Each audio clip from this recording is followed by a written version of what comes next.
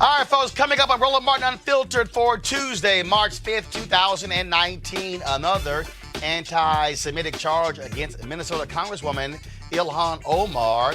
The Democrats have a resolution condemning her words coming, but the question is, was what she said anti-Semitic, or is she being singled out because she's Muslim? We'll break that thing down with our guests on our panel. The House will also pass a voting rights bill, but Senate Majority Leader Mitch McConnell, he says he's not even going to bring it up for a vote. And also, you've heard various Democratic candidates talk about the issue of reparations. It is not a new conversation. Well, guess what? Joining us on the show is going to be Dr. Ron Daniels, who actually chairs the National African American Reparations Council. Julianne Malveaux, one of our panelists, is also a member of that. And so we'll talk to Ron, who's been in this battle for more than 30, 40 years. Also, the National Association of Black Journalists, which I'm a vice president of digital, has put CNN on blast for their lack of black executives. No black executive producers, no black vice presidents, no black executive vice presidents, and CNN President Jeff Zucker has no black direct reports. And they refused to meet with us if I was in the meeting. I'll explain to you why, but I'm also going to break down to you why it matters to have black media executives, not just when it comes to content, but also when it comes to money. And more crazy-ass white folks, Alabama high school students say we black folks belong in concentration camps. White folks in Alabama. There's video. Also, a California rich white kid makes a swastika out of red cups, and also photos also out of Galveston, Texas. A white cop is offended by swearing and arrests a high school track star. We can see that video as well. And remember I told you yesterday about Republicans, how they're trying to put on these really young federal judges? Today, they voted to approve a 37-year-old white woman who had only tried 4 cases in her career. It's time to bring the funk on Roland Martin Unfiltered. Let's go. He's got it. Whatever the biz, he's on it. Whatever it is, he's got the scoop, the fact, the fine. And when it breaks, he's right on time and it's rolling. Best believe he's knowing. Putting it down from sports to news to politics. With entertainment just for kicks, he's rolling. It's on go, roll, y'all. It's Roland Martin, yeah. Rolling with Roland now. He's funk, he's fresh, he's real, the best, you know he's Roland Martin now.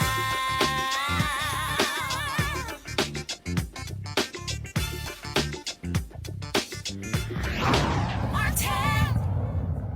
All right, folks, there have been two House Democrat freshmen who have been lightning rods and been under withering attack from Republicans. One, Alexandria Ocasio-Cortez, the sister who is from the Bronx in New York, and also Congresswoman Ilhan Omar from Minnesota. She's one of 2 Muslim women serving in the United States Congress. Now, she made a comment last week that they forced her to apologize, and so here's that apology. I want to talk about the political influence in this country that says it is okay for people to push for allegiance to a foreign country. I want to ask, why is it okay for me to talk about the influence of the NRA, of fossil fuel industries, or big pharma, and not talk about a powerful lobbying group that is influencing policy?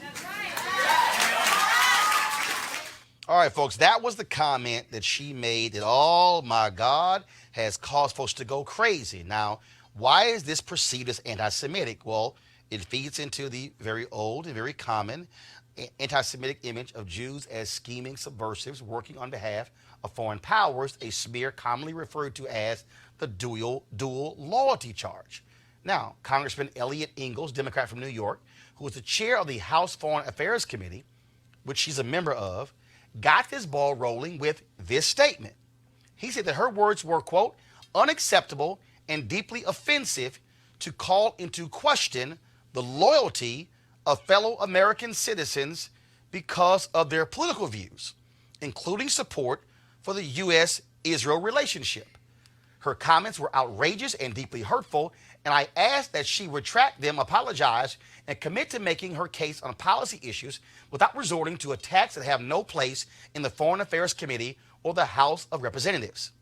Now, Democrats in the House, led by Speaker Nancy Pelosi, plan to put a resolution on the floor as early as tonight that condemns her comments related to dual loyalty, but not by name. Now, aside from all of the white supremacy coming out of the mouths of Republicans, there are these actual examples of anti-Semitism around Jews and money coming from them. This is what House Minority Leader Kevin McCarthy said, quote, "We cannot allow Soros, Steyer, and Bloomberg to buy this election. Get out and vote Republican November 6th. Soros is George Soros, the billionaire who has funded many initiatives on the left. Steyer is Tom Steyer, billionaire out of California, who has been leading the impeachment, call for impeachment of Donald Trump. Bloomberg is Michael Bloomberg, who owns the Bloomberg Media Company, who also announced today he's not running for president." Now, that was House Minority Leader Kevin McCarthy. He says they will buy the election. McCarthy has since deleted the tweet. Here is Congressman Jim Jordan of Ohio. He tweeted, "Come on, Reverend Jerry Nadler, at least pretend to be serious about fact finding. Nadler, feeling the heat big time, jumps to Tom Steyer's conclusion using the $ for Steyer, impeaching our president before first document request. What a kangaroo court." Again, notice the $ at the beginning of Steyer's name. Nadler and Steyer are both Jewish. But here's Donald Trump, y'all, speaking during the 2016 campaign to Jewish Republicans.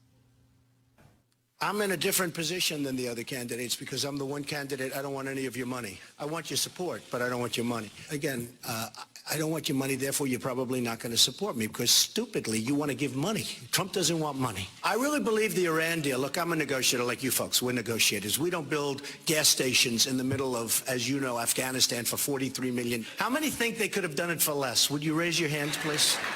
You want to renegotiate deals? Some of us renegotiate deals. I would say about 99.9. Is there anybody that doesn't renegotiate deals in this room? This room negotiates. I want to renegotiate this room. Perhaps more than any room I've ever spoken to.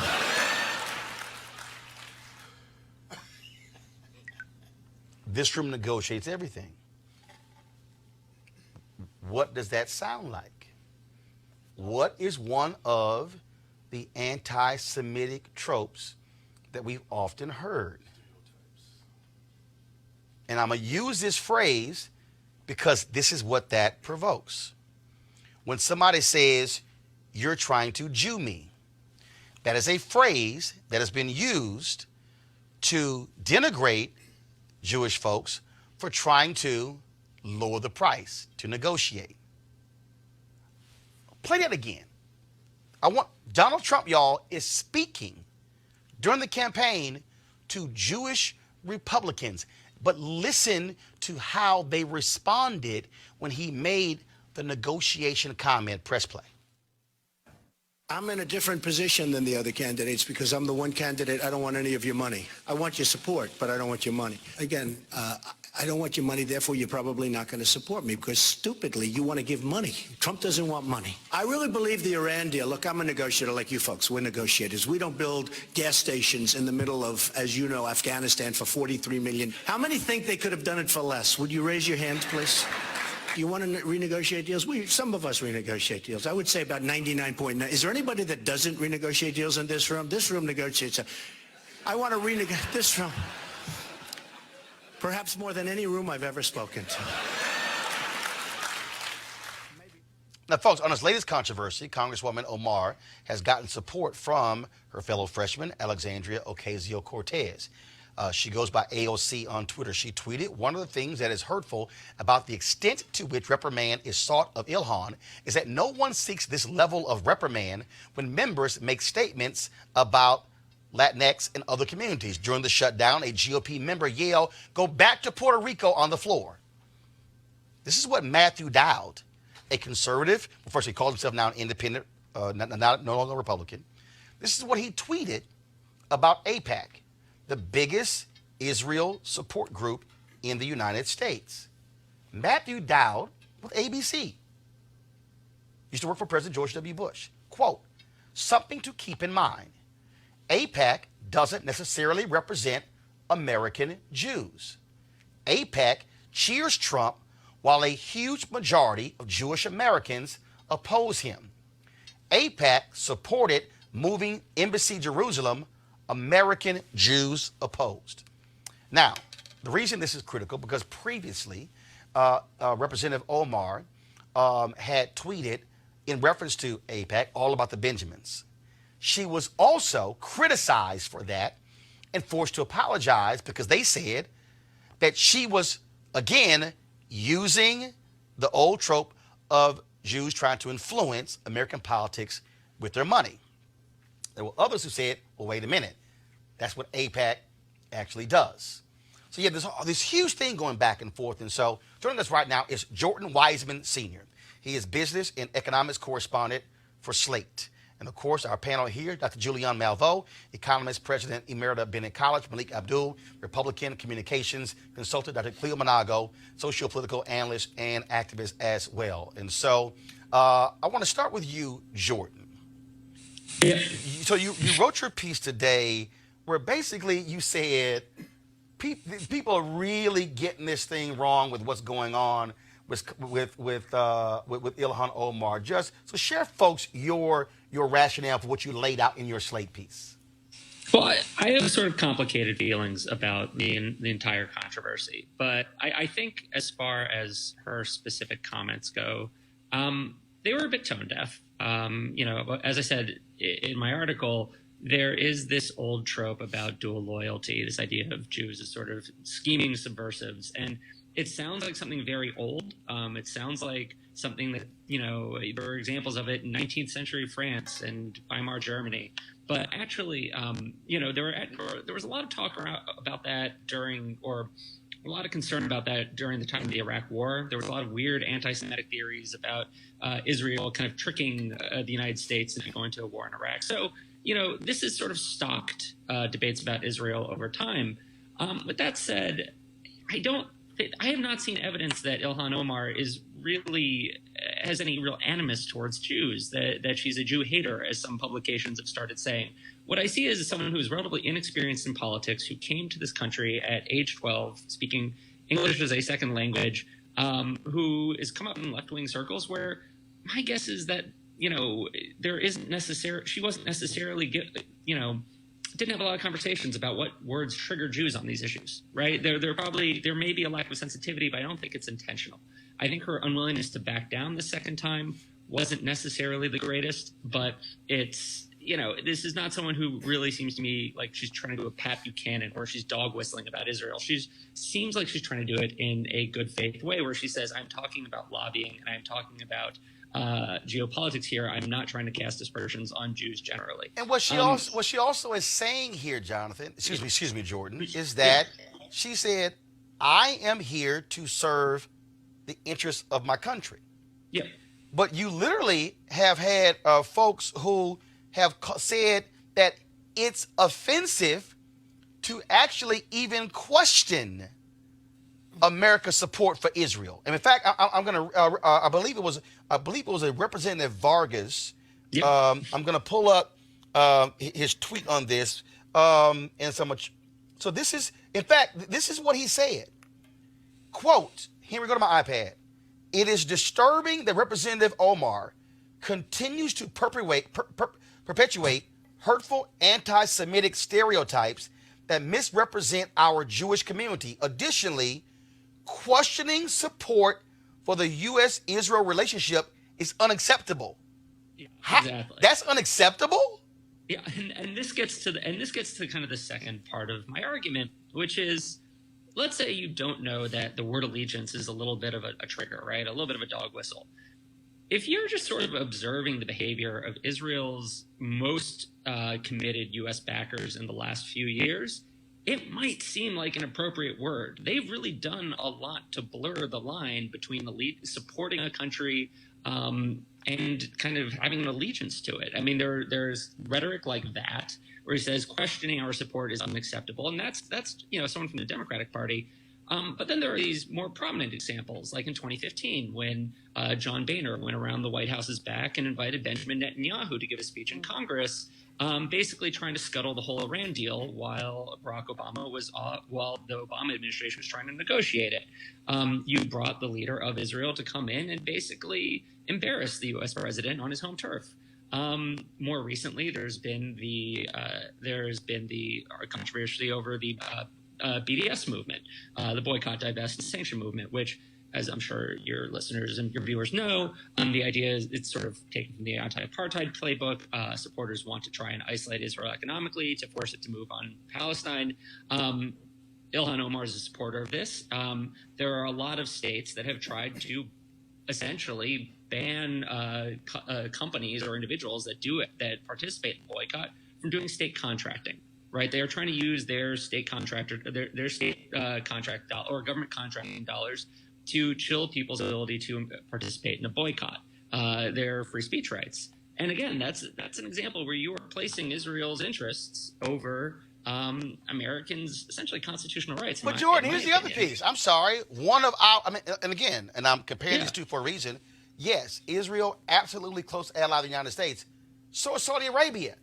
Yeah. So are we somehow to say, oh, no, don't you dare question America's support for Saudi Arabia, and it's unacceptable to challenge that, when numerous people have been challenging that? When you have Khashoggi, the journalist who was killed by Saudi Arabia, but at the direction of the leader in Saudi Arabia, and you have the Trump administration all excusing it, and in fact, Trump wouldn't even issue a report to Congress when he was supposed to, and the Republicans are allowing him to get away with it. Oh yeah, they're yelling, oh, this is unacceptable. But the reality is, this notion that somehow no member of Congress can ever say anything that's remotely critical of Israel is absolutely crazy. I think that was an example. Vargas is sort of a common extreme example, but yeah, you don't typically hear that rhetoric about other countries, and that's what it comes back to is, there have been these points where the way Israel gets treated in U.S. politics it's unique, let's put it that way. And, this isn't about the way, and this isn't about Jews again. Vargas, as far as I actually don't know what Vargas's religion is. I don't, but, Israel supporters in the U.S. aren't all Jews. A lot of its most vociferous supporters are, evangelical Christians. Marco Rubio is a big supporter of Israel. He's not been bar mitzvahed. John Boehner, not bar mitzvahed. You know what I mean?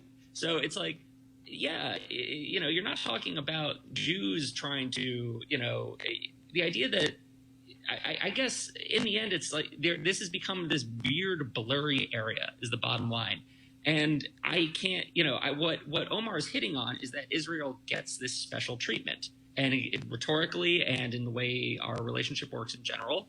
And if she used a kind of, iffy word for it, allegiance, I think that the reaction to that is, has been a little bit overkill. All right. Jordan Wiseman, Senior Business and Economics Correspondent for Slate. I certainly appreciate it. Thanks a lot. Thank you. All right. I want to go to our panel here. And Malik, I'm going to start with you. And again, when you look at the freshmen who are new, Republicans are really targeting Ocasio-Cortez, targeting Omar, targeting Rashida Tlaib out of Detroit as well. And so what, from your perspective, what she said, was that anti-Semitic? Yeah, I don't know. I don't think I can really make that call. There are Jewish people apparently who are offended by that.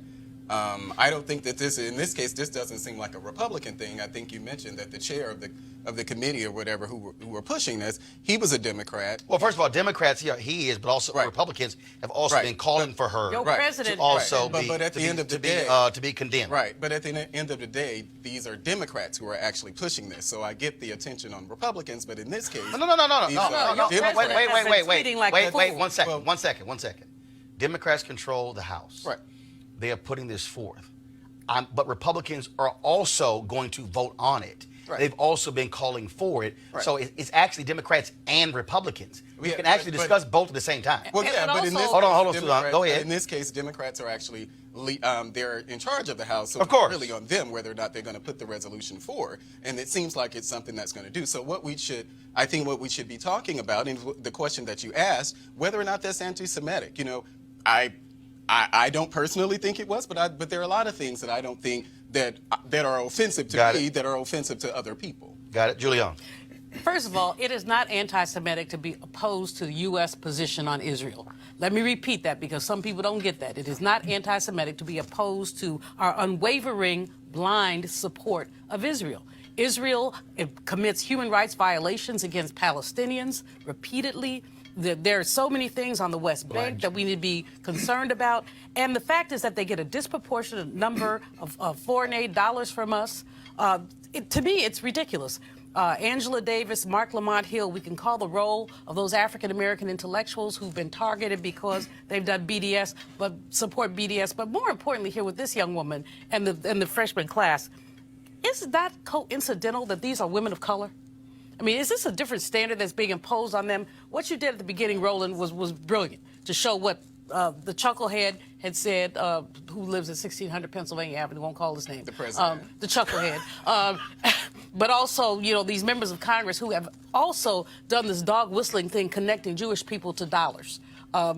So she didn't do anything that they haven't done. In fact, what she did was much milder, and what she's doing is her job. She's saying, let's look at the relationship with Israel. How is it that this country is so sacrosanct that you can't even raise a question about our support of Israel? I'm not saying anything about, well, I will say this. I wrote my senior honors thesis, and this was 2 lifetimes ago. Some of y'all weren't born, about the relationship between Israel and the UN. This is interesting. Every UN commander who went to Israel in the 1940s after Israel was established went over there very pro-Israel. By the time they left, they had said that there was something wrong with the way that Israel approached the Palestinians. This was consistent, whether they had come from Denmark, Sweden. Basically, they went over thinking these Jewish people who have been persecuted by the Holocaust, which we are not Holocaust deniers, we know that, persecuted by the Holocaust, deserve a country. But when they saw the way Palestinians were being treated, they said, wait a minute, we got to back up here because people are not being treated fairly. But here's the interesting. So last week, guys, if you have that poster, please show it. Last week, the West Virginia Republican Party posted this photo.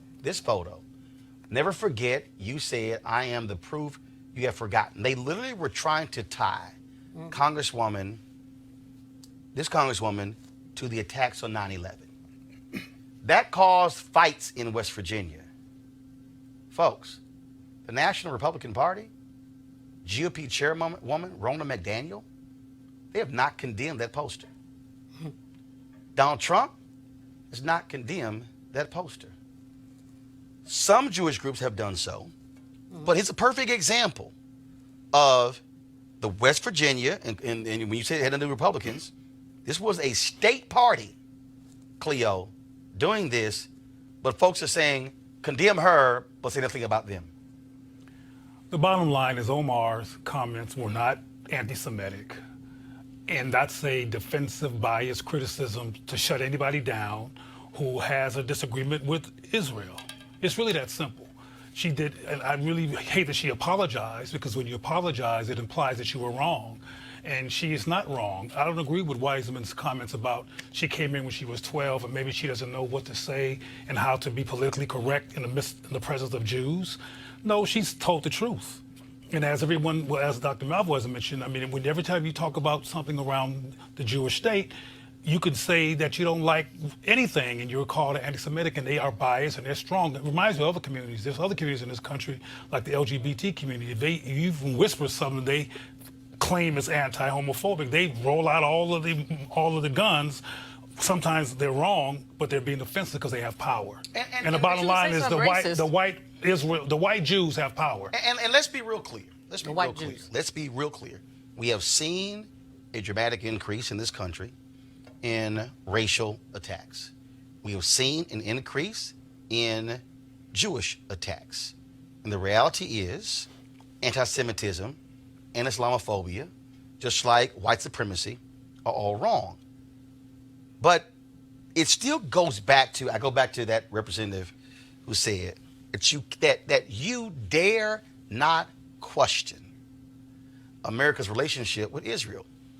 When you look at, you mentioned Angela Davis, the pressure the Jewish donors placed on the Birmingham Civil Rights Institute to rescind the award to Angela Davis because she supports the campaign to boycott Israel, BDS, which is tied to the support for Palestinians.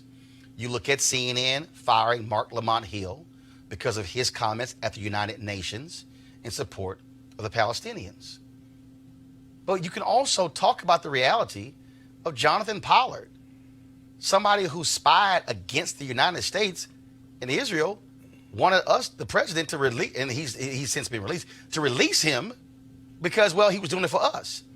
Black people also we can be honest and have a conversation and talk about the fact that during apartheid, the state of Israel was supplying weapons to the white supremacist apartheid regime there that was being used against black South Africans. Roland, why can't we actually have real discussions, just like I have no problem having real discussions? I don't care how much oil they send us.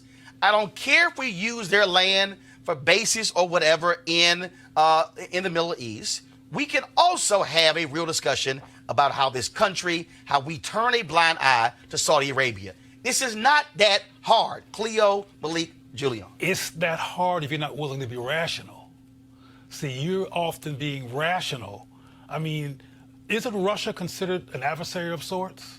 Not for Mr. Trump. But the president is building hotels and swimming around with the Russians. So, and the Republicans, the same ones who are confronting Omar, are not confronting him. So this has nothing to do with any kind of rational conclusion. It has to do with power, bias, and creating noise to embarrass or deflect the message of somebody who's not supporting Israel. Part of this has to do with, I compare it to as a discussion on race. So there aren't many nuances that you can have when we're discussing race. There aren't many nuances that you can have when we're discussing things like anti-Semitism. This isn't anything new. There are things that we don't understand about anti-Semitism, just like things we don't understand about sexism, homophobia, any of those isms. And I think that's part of what we're dealing with now, in addition to the power dynamic that's there. But there are things that we accept in our community. Does everybody agree that Louis Farrakhan is an anti-Semite or leads an anti-Semitic organization?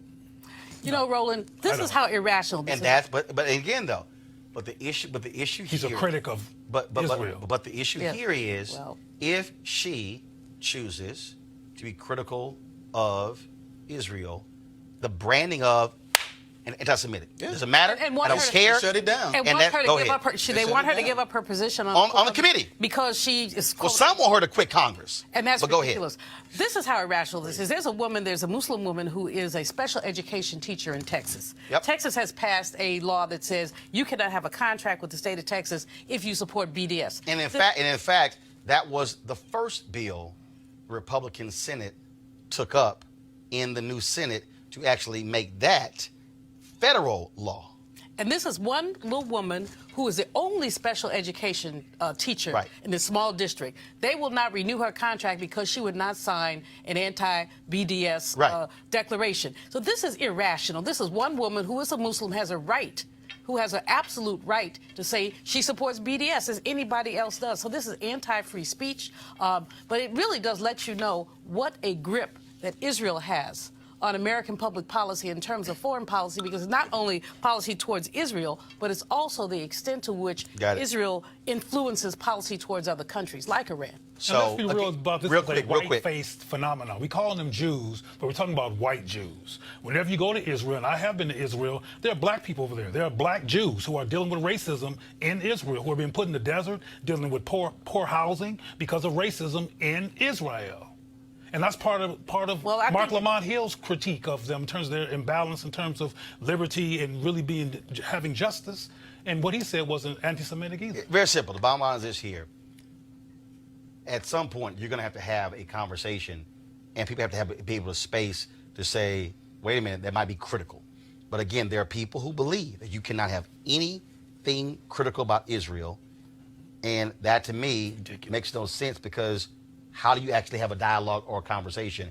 And don't forget, folks, in 1988, after he lost the general election, it was President George H.W. Bush who held up the payments for Jewish settlements.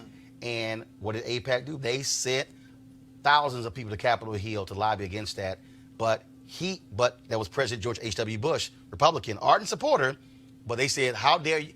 He held up American taxpayer dollars that went to Israel, and folks still got upset. So this is not, again, a new subject. All right, folks, let's talk about something else in the Senate, and that is the Democrats, of course, voted on HR1, of course, which deals with the issue of automatic voter registration and a number of other issues in that particular bill, including independent redistricting commissions, super PAC restrictions, and forced release of presidential tax returns. Well, Mitch McConnell is not too happy about that, and so he has announced that he simply is not going to allow any vote on it in the Senate. But he did say, though, that he is going to allow a vote on the Green New Deal, which hasn't even passed the U.S. House.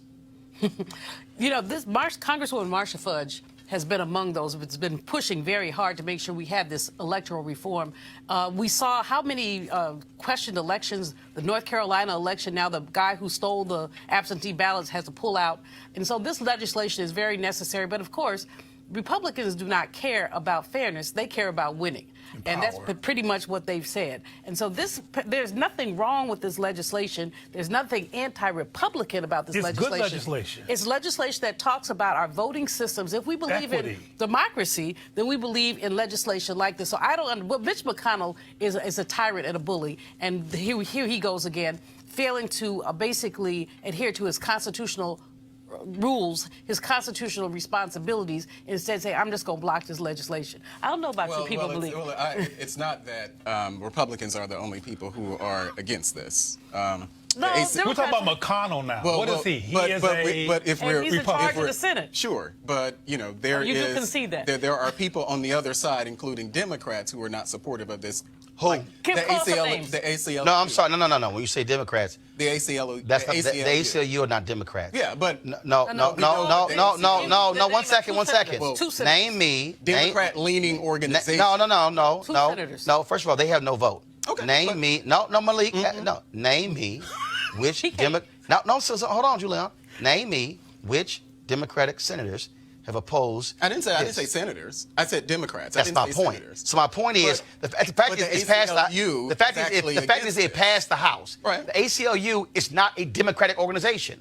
The ACLU, but it doesn't. It leaves doesn't? The ACLU. It leaves libertarian, frankly. Well, right. Well, libertarian then. That ain't liberal. Okay. Well, the ACLU is actually against it. So there are parts of it that I agree with the bill. Things that dealing with early voder registration. Malik, let's concentrate on the name. Okay, so now we have to just focus on. We can't focus on that there are people who are actually. No, let's focus on the person who we have to focus on. Let's focus on McConnell, who's in a position. We just focused on. No, Malik. Here's the deal. No, Malik. Here's a piece. Mitch McConnell does not want to bring this up for a vote because he knows there are Republicans who will vote for it. Because the reality is he is afraid of having Republicans vote against same-day registration, vote against change of redistricting. He knows that this bill deals with the issue of voting, and he does not want his members on the record voting against the super PAC restrictions. That's why he won't advance this bill. and you know it. Well, I don't doubt that there are things that he disagrees about that's in Well, the then let bill. it come to a so, vote, Malik. So does the let it come to ACLU. again, the ACLU, that is a specious, No, ridiculous. that's not, though. It No, is. it is. It's not even a You footnote. can't It's not a disregard, footnote. you can't It's not disregard the ACLU now Actually, we can. because it doesn't benefit your argument. Actually, we can. Yes, No. because It's- there are no senator in the ACLU. That doesn't you give me matter. the name of 2 senators. That doesn't matter. It's an But organization. there's another And it's issue not at the a bottom. democratic Organization that looks at organization. There's these It's an another organization. basic issue at the bottom of this is that McConnell and people like him do not want democracy. Yeah. That's the bottom line. And they will do whatever they neither can to does the suppress ACLU. No, and they will Exactly. do whatever they can to suppress the vote. We Right. saw it in Exactly. North Carolina. That's the bottom We've seen line. it in Texas. ACLU, We've seen it in Georgia. We've seen it in Florida. All right, y'all. You know, you That's got the you like bottom a line. dog with a bone All right, like y'all. ACLU. So, Wow. so yesterday I told you about. I did a commentary, trying to walk you through exactly what Republicans are doing when it comes to the federal bench. I tried to explain to you why voting matters. So check this out, folks. This was a tweet that was sent out by Dick Durbin today. Don't go to my iPad just yet. I'm gonna sit here and try to take a photo of it, and we're gonna increase the size of this. I need you to see this, y'all, because if you don't understand what's going on here, you about to get a real education. So remember I talked about how you have these very young Republican judges who they are putting up there. Well, check this out. Senator Dick Durbin sent this tweet out today, and this is what he said. Republicans just advanced the judicial nomination of 36, but she's actually 37-year-old Allison Jones Rushing for the 4th Circuit, North Carolina. She has practiced law for just 9 years.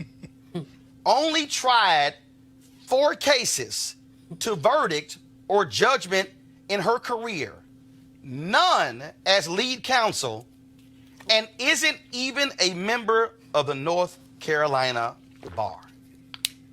Ooh. Now, the full Senate has confirmed her.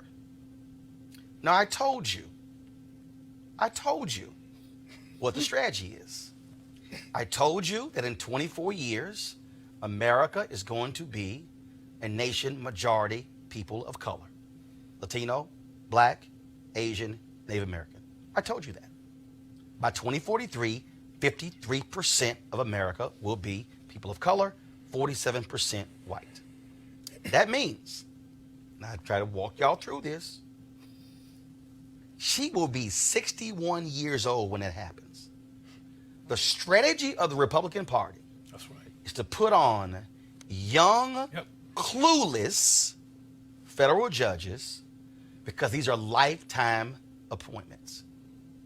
Now, I'm going to go to our panel, but Malik, I'm going to start with you.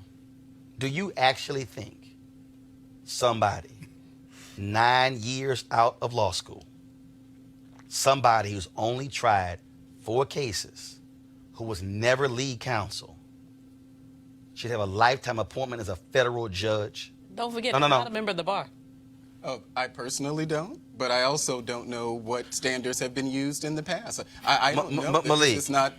It's good now because it's a story that we're talking about this 36-year-old. But is she the first 36-year-old to actually be appointed to have her actual nomination advanced? Is she the first 36-year-old? Is she the first one 9 years out of law school?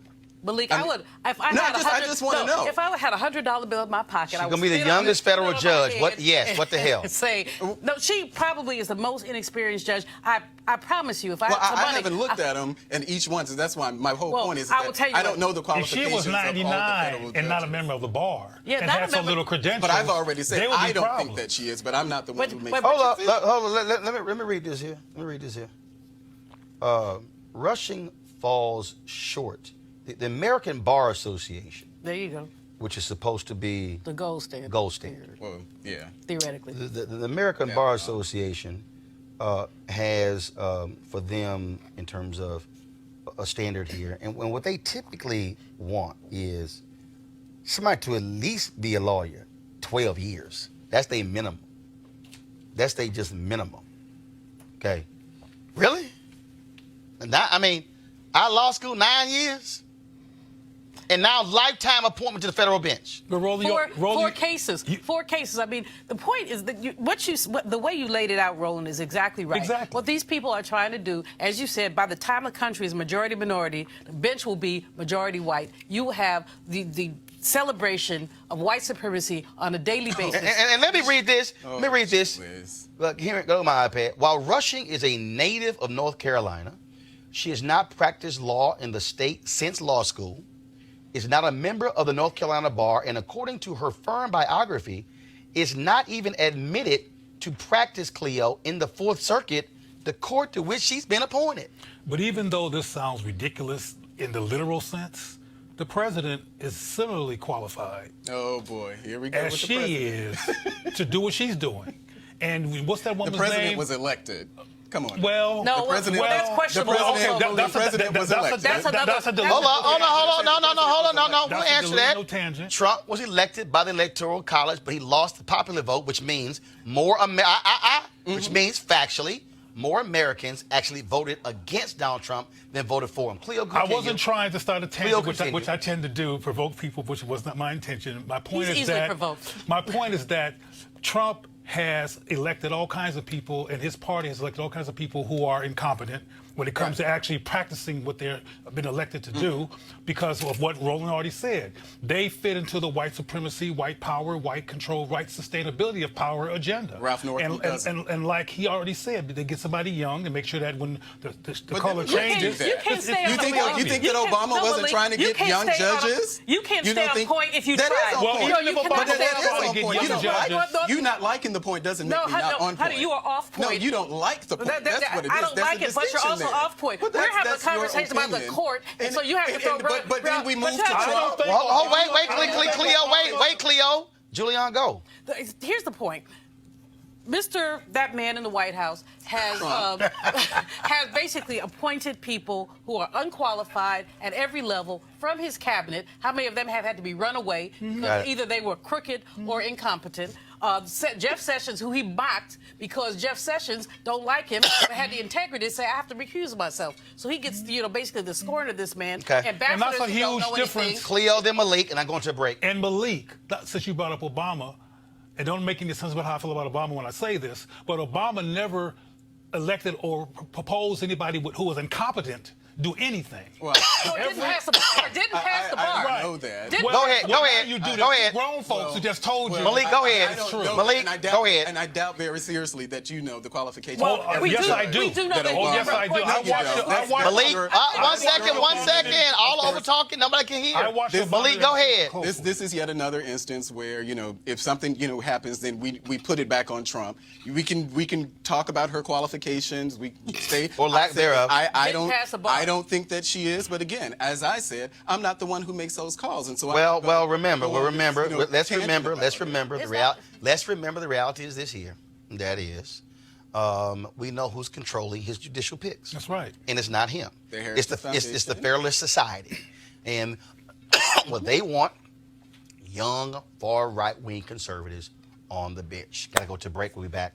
Roland Martin Unfiltered, just a moment. Hey fam, I want you to like, share, and subscribe to our YouTube channel, youtube.com/Roland S. Martin. And don't forget to turn on your notifications. Okay, folks, a lot of people here, guys, hold it down. A lot of people here, of course, focused on their health, trying to get healthy in 2019. And that means any number of ways in us doing so. And so some folks about working out, some people about, of course, changing eating habits. One of the ways you can do is the Dherbs Full Body Cleanse. They have 27 different cleanses that you can actually choose from. Some of them very short, some last as long as 20 days. I did the 20-day one earlier this year, lost about 18 pounds of that cleanse. But what it also did was, of course, change your mindset in terms of how you approach food. The focus, of course, was on fresh fruits as well as vegetables, in addition to raw nuts, and drinking lots of water. And so the Dherb Cleanse is all about you, of course, feeling stronger and healthier and removing a lot of the toxic foods and the processed foods and fried foods and trying to get us, to eat a lot healthier. Now, if you want to participate on the Full Body Cleanse, all you got to do is go to Dherbs.com, Dherbs.com, and you can also use the promo code Roland. The promo code Roland. You can also, of course, call 1-866-4-DHERBS, 1-866-4-DHERBS. When you go to checkout, again, use the promo code Roland, and you'll get a discount at the checkout. And so the Dherbs Full Body Cleanse, we certainly thank them for being a partner here at Roland Martin Unfiltered. And you also can check it out if you want to get yourself ready for beach season or whatever happens this summer. For me, it's about golf, and so that's what it's all about for me. So, all right, folks, again, go to Dherbs.com or call 1-866-4-DHERBS. All right, so we've had presidential candidates, okay, being asked the question about the issue of reparations, and it has come up, several different candidates. Now, first of all, the idea of reparations is not new. You know, there are some people who believe that it is new, but actually it's not new. Nope. You've actually had this discussion of reparations ever since slavery ended. You remember Special Field Order 15, which never went through 40 acres and a mule. What also happened was that Congress also failed to actually approve a bill that would extend reparations in the 1800s. And so you've had this discussion taking place for quite some time. Now you have folks, of course, remember Ta-Nehisi Coates wrote that essay in The Atlantic where he talked about the issue of reparations, and that caused a lot of new generation people to say, hey, here's something that we need to get behind. But there have been lots of people who have been working on this. One of the folks I want to bring up right now, he is Ron Daniels. He is a member of the National African American Reparations Commission. Julianne Malveaux is on our panel. She's also a member of this particular commission as well. And so I want to start with you, Ron, first, because again, for folks who don't know, first of all, how long have you been involved in this discussion of reparations? I've been involved in the discussion about reparations most of my adult life. I mean, I can't remember when I was not involved with it. That's probably half a century, working with NCOBRA, the National Coalition for Reparations for Blacks in America, and working with Congressman John Conyers forever in terms of trying to get H.R. 40, the Reparations Study Bill, which is now a bill to study reparations proposals, passed. For many years, I was the person who actually convened the Reparations Summit or Reparations Brain Trust for the Congressional Black Caucus for Conyers. 7, 8, 9, 10 years that I did that. So I've been on it for a long time. So explain to people exactly what that House resolution was, because I mean, I've seen all kind of stuff on social media, and there are a lot of people who are throwing stuff out. So explain exactly what that is. Well, H.R. 40 initially was simply a bill to study whether or not slavery or compensation for slavery was warranted. And if so, what might that look like? So to establish a commission, a national commission for that purpose. Congressman Conyers first introduced that bill in 1989. And it was introduced as H.R. 40 every year. Of course, H.R. 40 referring to 40 acres and a mule, the proposal that you just mentioned in relationship to the promise of 40 acres and a mule, which was never, ever delivered. However, through the National African American Reparations Commission, on which Dr. Julianne Malveaux sits, we were able to say, wait, there has been plenty of studies, and Roland, you know this, there is such a volume of information and studies coming out now, all of which show a direct linkage between slavery and the enrichment of this country, but also the wealth gap, the dispossession, the damages done to Black people in this country. So we were able to persuade Congressman Conyers to change the bill from a study bill to a remedy bill. So now it is a bill to study reparations proposals for African Americans. So it's no longer a question of saying, should we get reparations? It is now about saying, what should that look like? And as far as I'm concerned, when it looks at the presidential candidates, I think it's a very positive development, because what it shows is that the movement over time, including the work of Ta-Nehisi Coates and others, has really been strong enough and the movement for Black Lives and of course the work that we've been doing with NARC, has pushed these candidates to now recognize that it is a major issue on the agenda of Black America. Julian, so my view is that all of them should be supporting H.R. 40, because in some ways, many of them sort of seem to be not knowledgeable. They don't know. They have different formulations. Well, the best way to handle that really is for them to, in fact, push forward with HR 40. But Julian, what's interesting is you have folks who say, no, HR 40, that's not enough. You need to push even further. When I was on Fox Business, Charles Payne said, well, Roland, how much and who benefits? I said, dude, first of all, you're going way ahead.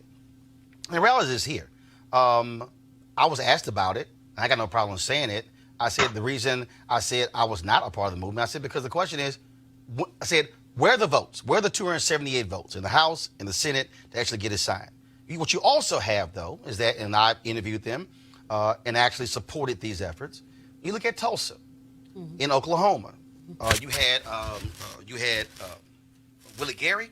You had Charles Ogletree. You had Johnny Cochran.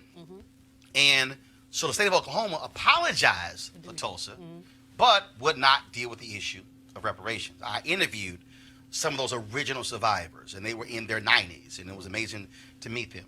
If you talk about Rosewood, you can go through American history, the number of black towns that were literally burned down and black people not compensated. And so what do you say, Julian, being any comments to people who say, no, you can't just support the study, you got to absolutely be on record to completely support reparations? Well, the studies, basically the HR 40 as it's constructed now, looks at a series of remedies, actually looks at things that people have proposed. And NARC has proposed a number of things. This is not about giving every black person a $50,000 check. Really, it's about rebuilding. It's about restorative justice. So it's about rebuilding our HBCUs. The UDC President Ron Mason said to me the other day, reparations for him would be making all of our HBCUs vital. And hold on. I want to stop you right there. Because, again, you just said this is not about giving each person a check. When you see this conversation, there are those who see it that way. No, this is about individuals getting money directly from the government and then do whatever they want with it. It's about communities. It's about rebuilding our community. Once upon a time, Roland, we had over 120 black-owned banks. Now we have 23. Right. Some of it had to do with carelessness on our part. Some of it had to do with other stuff. Some of it had to do with regulations and legislation that pushed our bankers out. How do you go from 100-some banks to 23? That's restoring our banking ability, restoring our educational ability, even restoring our health. If you look at the ways that enslavement has affected our health, I mean, we have a whole 10-point program that really talks about the various ways that restoration can take place. And it's not only about we've worked in NARC with reparations groups all over the world. So we're looking at CARICOM and what's happened in the Caribbean and in other places. And Dr. Daniels has just done yeoman's work in pulling together a bunch of thinkers and talkers to get us to really put something together. We've been all over the country, New Orleans, New York, having hearings about this. Here's my biggest disappointment, Roland. The Congressional Black Caucus, 55 people strong. All right, 55 members. All of them have not co-signed HR 40. Kamala and Cory Booker, if they co-signed it, they did it very recently. So when they're talking about reparations, they need to just shut their mouths. Well, actually, I don't believe Senator Booker has done an interview on that. I know Senator Kamala Harris was asked that question in an interview with Natasha Alford with the Grill. Ron, I got to ask you what Julian just said. Do you see it as community building or individual checks? Because, again, that's a distinction that some people actually don't make. Well, I see it as corporate and collective, though I defend the right. There's some people who still, debate and say it should be individual. The problem with that, frankly, Roland, is it's hard to trace the lineage back to individual African Americans. And that's one of the things that happens within the court system. You run into the question of standing. But even as you said before, even in Tulsa, where they found the people, you still had a situation where the compensation was not forthcoming. So wait a minute. So we got to do it collectively. But Ron, how to rebuild health systems? How do we build educational systems? How do we get land? For example, the Native Americans have been granted land, even though they need more repair. At least they got reservations and sovereignty over those reservations as a part of rebuilding themselves. We don't have the same thing. So what if we had land that was granted to us so we could then build major institutions to serve black people? So it's a corporate thing, a community thing, not just an individual proposition. So, Ron, but you said so many people can't actually trace the ancestors back. So how do you respond, though, to the folks who say, oh, no, that you have to be that you have to be a descendant, when the problem is, how do you even know you are? Well, you don't. So you take that argument off the table, and you take that argument off the table by saying what we do know is that collectively the issue of slavery impacted Black people, even to the present, to the current state, because of the wealth gap. We do know that there were intergenerational deficits passed on because Black people did not have the same opportunities. For example, if you look at the Homestead Act, which happened at the same time that it was a proposal for HR 40, the 40 acres and a mule. We didn't get the 40 acres and a mule, but large numbers of relatively poor and working class white people, and we don't disparage that, and we don't hate them for that. They got the Homestead Act. They had opportunities to exploit that. We didn't. You can go right down the line, not only for enslavement, things like the GI Bill, where there was systematic denial of Black people rights to the GI Bill. Black farmers have gotten some compensation for the fact that the agricultural extension agents would systematically bar them from having the same rights as others. So we do know, and in that instance, they could find the particular people. But in general, what we know, Roland, is that as a community, we have suffered. We have been left behind in terms, and the wealth gap data continues to show that even though we have more millionaires, even some quasi-billionaires now than ever before, which means that if that's the case, Black people at the bottom are really, really suffering. And there's a direct lineage and relationship to the intergenerational deficits that come from enslavement and all of the post-emancipation exclusionary policies that Ta-Nehisi Coates so brilliantly documented in his book, The Case for Reparations. So, Ron, where can people go to what's your website for people to go look at the plan that you put together?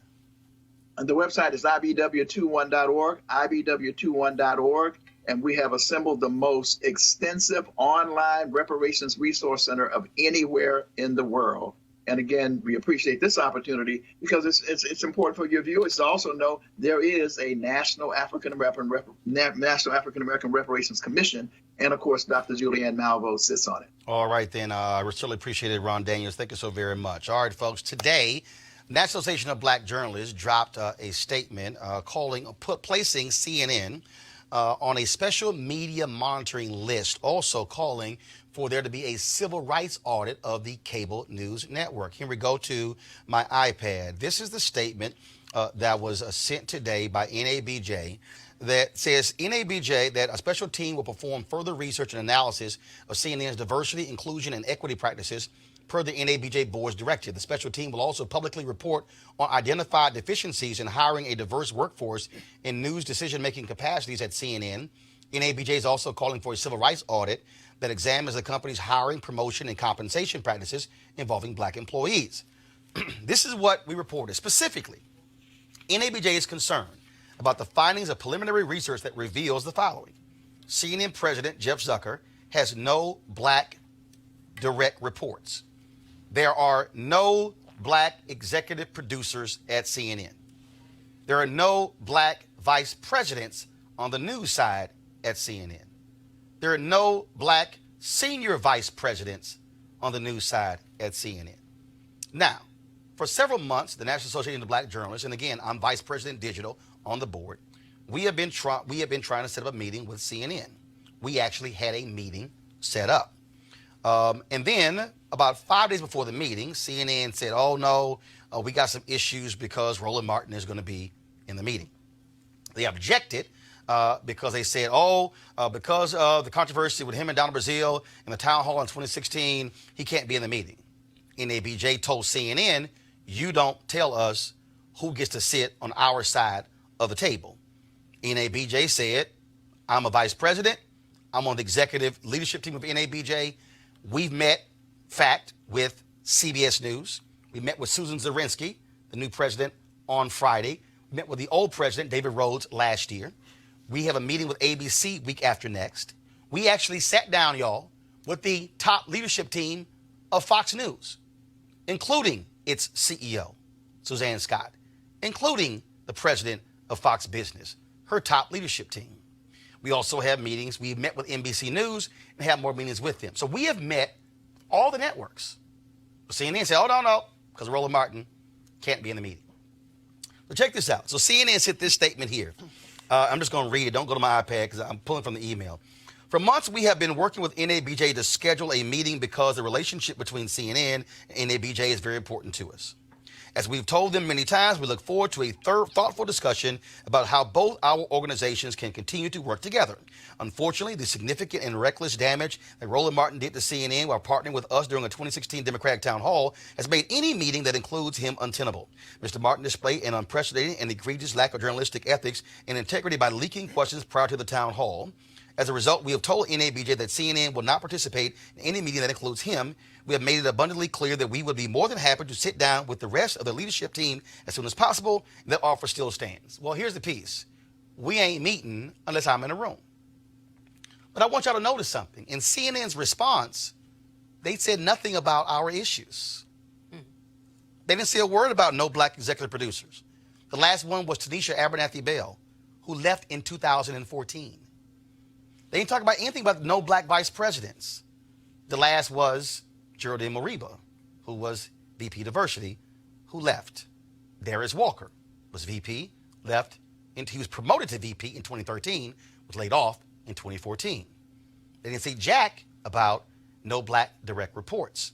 In fact, it was Soledad O'Brien who called out CNN in August of 2018 by saying, how y'all gonna question lack of diversity at the White House, but your senior staff? Mediaite.com has that particular story. So they don't address any of that in their statement.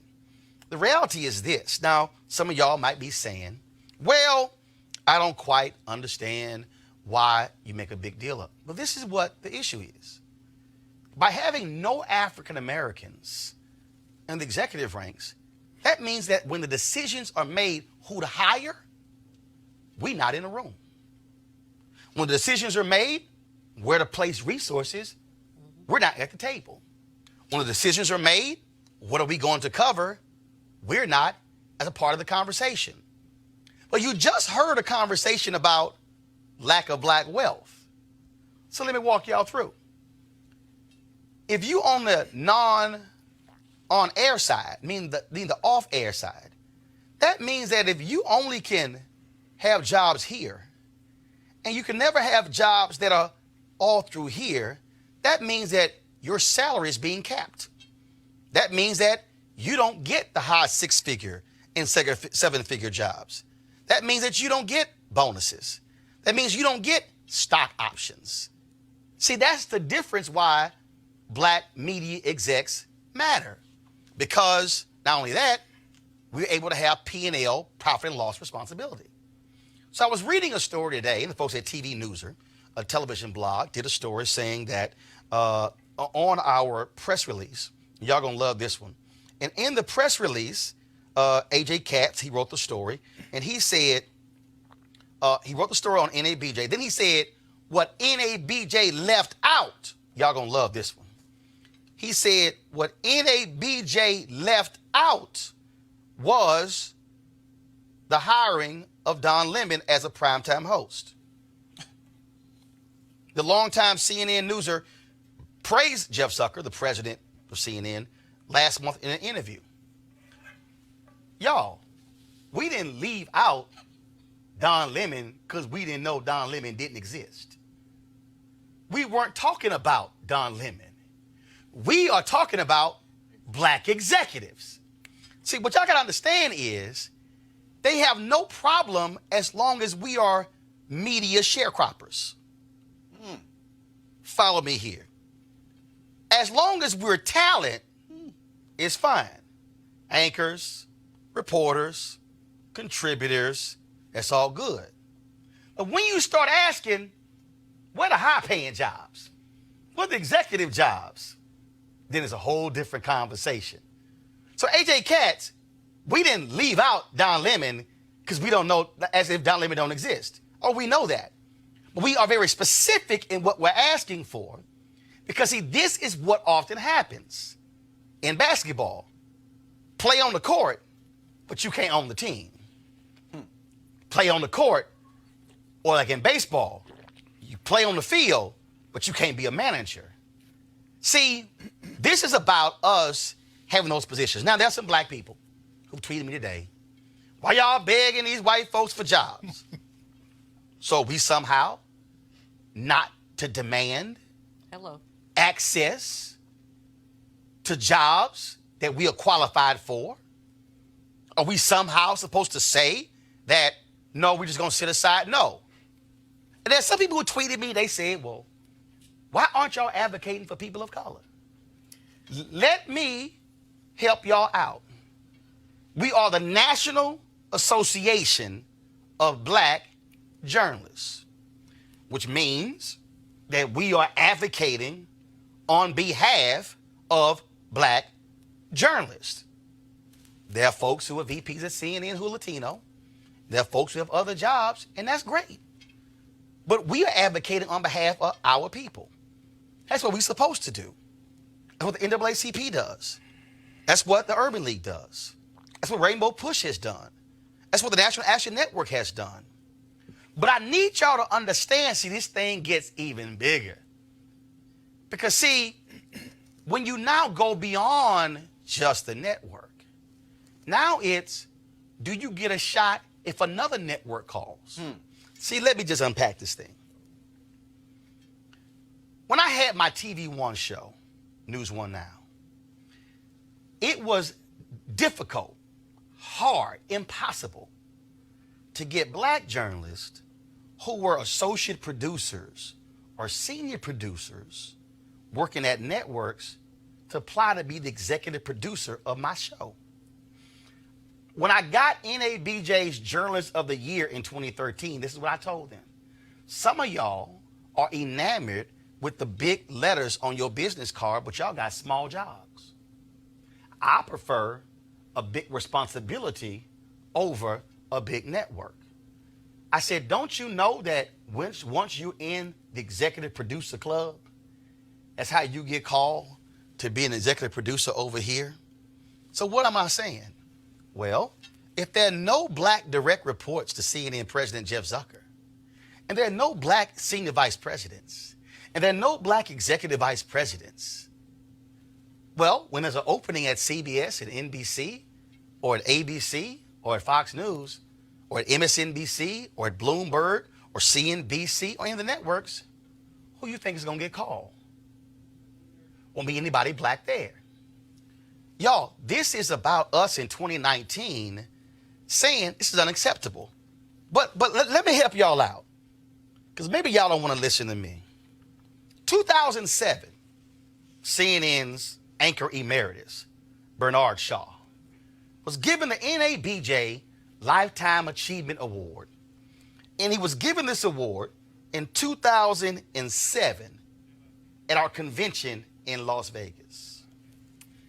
I want y'all to hear what Bernard Shaw said to NABJ 12 years ago. Beyond this ballroom tonight, white males, wake up. Wake up. Globally, you are an island speck in an ocean of color.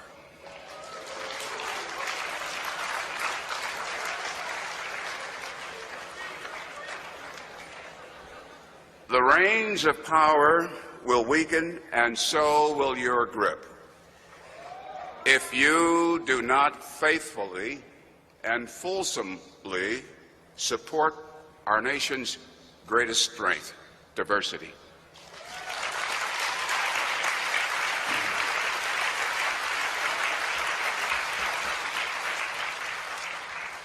If you do not share, you will lose. Diversity. Diversity is not racial, ethnic, or gender encroachment. Diversity is our national survival.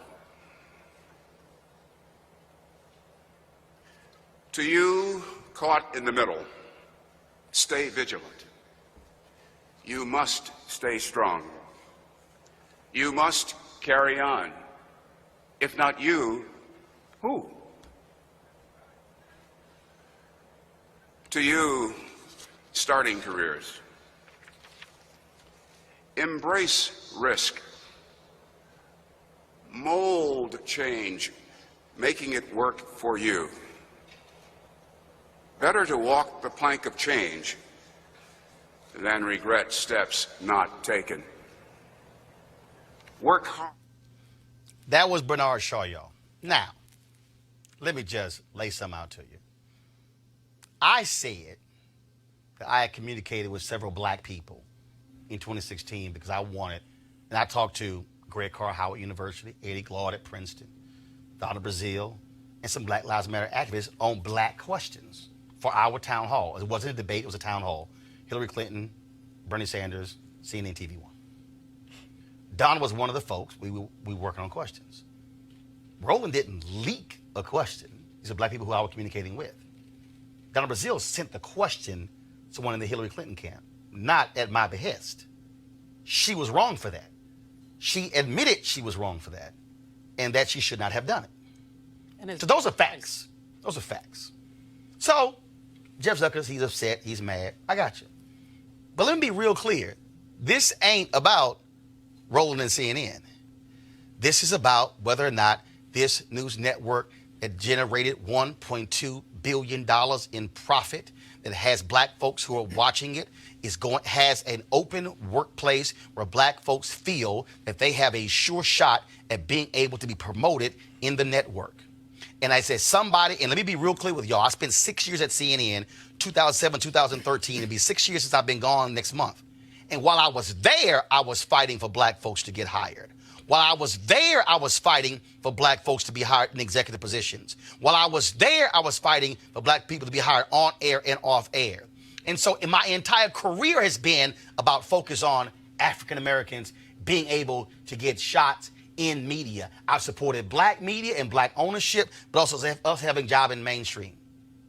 But what will not happen is someone tells a black organization who you can and cannot have at the table.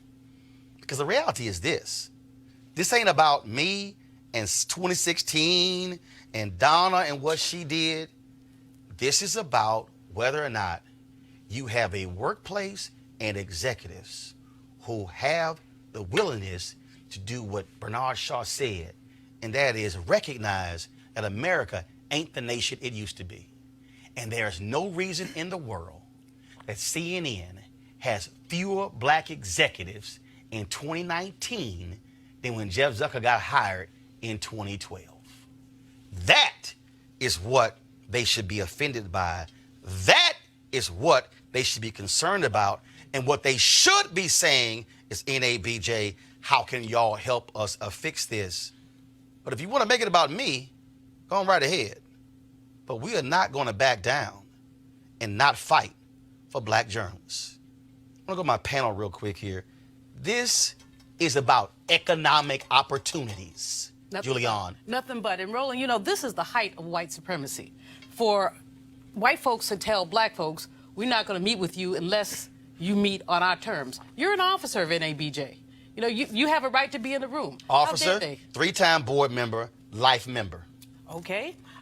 Sorry to sell you short, but I know it's all good. It's all right. But you know, but basically, NABJ advocating for black journalists has a right to determine who's going to be in that room.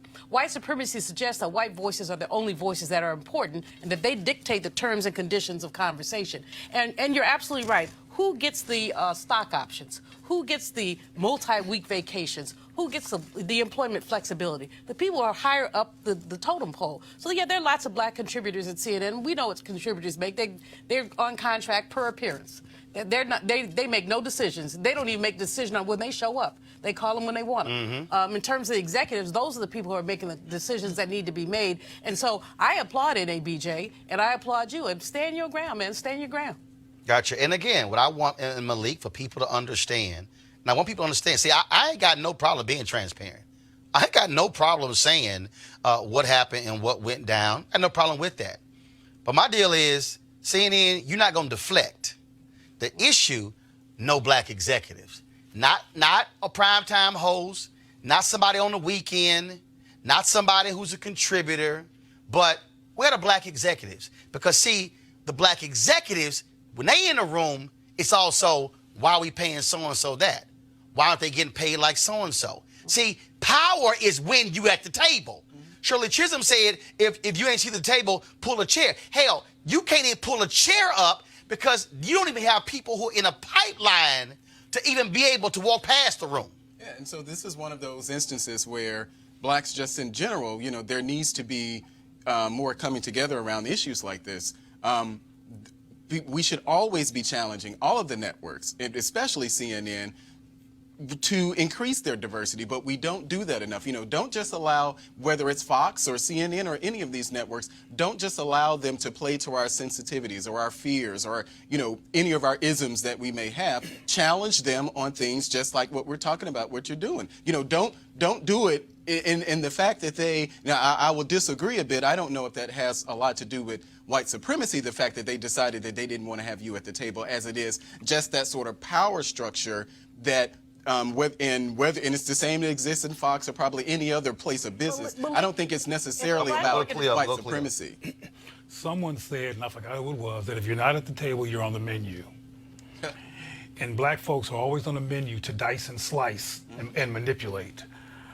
My concern here, Roland, first of all, congratulations for taking this effort, because I've said a long time ago that the final frontier for black people is to have some control over the media, because black people watch the media disproportionately, and it has a huge impact and often a negative impact on our self-concept.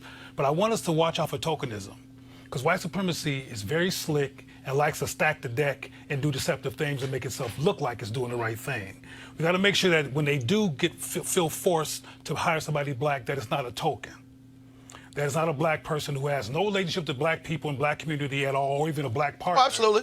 Even a black partner at home. Because frankly, most of the people who have a primetime anything that are black on that network don't have a black partner at home. Just like Channing Duggan and that ABC don't have a black partner at home. And well, first of all, she's no longer at ABC. Okay. And so when they got sold, when Fox sold their entertainment assets to ABC Disney, she actually left. She's now actually at Netflix. But go ahead. Okay, but the point is, she was there, and everybody said, "Oh, a black person is there," and there's a consistency of getting black tokens in who do not have black cultural engagement or black personal, even in their own lives, black community at home, but they appeal to white people and they keep white supremacy going in blackface. Well, granted, she's entertainment, not news. Blackface. Well, and again, the reality is, our position is we're not interested in one person. Right. There are multiple jobs there. But whites are hiring. No. I understand that. But based on their value. I understand that.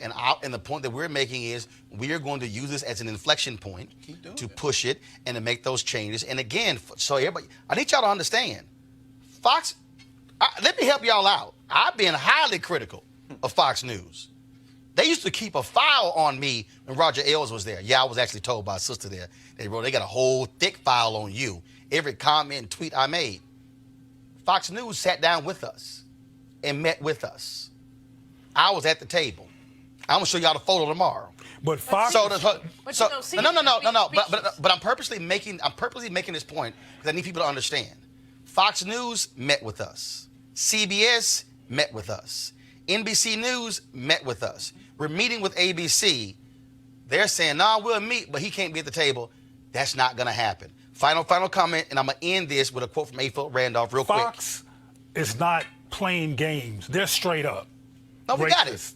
CNN plays games and gives the appearance by hiring all these tokens who have these part-time jobs to give the appearance of multiculturalism and inclusion, and it's really white supremacy and passive blackface. Fox doesn't do that, so they'll have you on as opposed to CNN, who's playing race games. Well, actually, Fox won't have me on. I did Charles Payne, so that's Fox business. But Fox News, y'all can call me too. Well, I ain't scared of y'all. Julian, then Malik, close it out. Donna Brazil's name has been invoked here. Donna made a mistake. Donna has paid a higher price for the mistakes she made than many of these mainstream white anchors have paid for the mistakes they've made. Farrar, what's his name? Faraz PS. Zakaria. Fareed Zakaria. plagiarism, and he back on the air. You know, so I'm not co-signing what Donna did, but let's be clear that, you know, black folks pay a higher price for these minor mistakes that they make. It's an issue that affects whether you're Democrat or Republican. True. NABJ should continue pushing it. I support you all in what you're doing. So here's a quote I'm going to end this with. And this quote is directly for Jeff Zucker. It's for the folks at CNN. For anybody out there who's wondering why we do what we do. The great labor leader, A. Philip Randolph, said this. Here, you can go to my iPad. At the banquet table of nature, there are no reserved seats. You get what you can take, and you keep what you can hold. If you can't take anything, you won't get anything. And if you can't hold anything, you won't keep anything. And you can't take anything without organization. Frederick Douglass, power concedes nothing without a demand, never has and never will. And that's precisely why the National Association of Black Journalists, founded by folks like Chuck Stone, like Vernon Jarrett, like Max Robinson, like Maureen Bunyan, Dorothy Gilliam, they founded this precisely because we were here to fight for black journalists. And CNN, y'all can refuse to meet with me, but you have new bosses now at AT&T.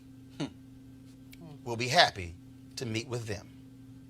Folks, you can support RolandMartinUnfiltered.com, the show by going to RolandMartinUnfiltered.com, joining our Bring the Funk fan club. Every dollar you give to us goes to support what we do here every single day. So please, you can do it by Cash App, PayPal, or you can also take advantage of Square. Also, look, if you missed the show, let's say you want to hear it on the go, download our podcast. Go to SoundCloud, Spotify. You can also go to iTunes as well. Every show that we do, not just on YouTube, Periscope, Facebook, but we also have an audio podcast of all of our shows. And so definitely download our podcast for you to have the show on the go and spread the word as well. Malik, Julian, Cleo, we certainly appreciate it. Thank you so very much. Folks, I got to go. I'll see you guys tomorrow.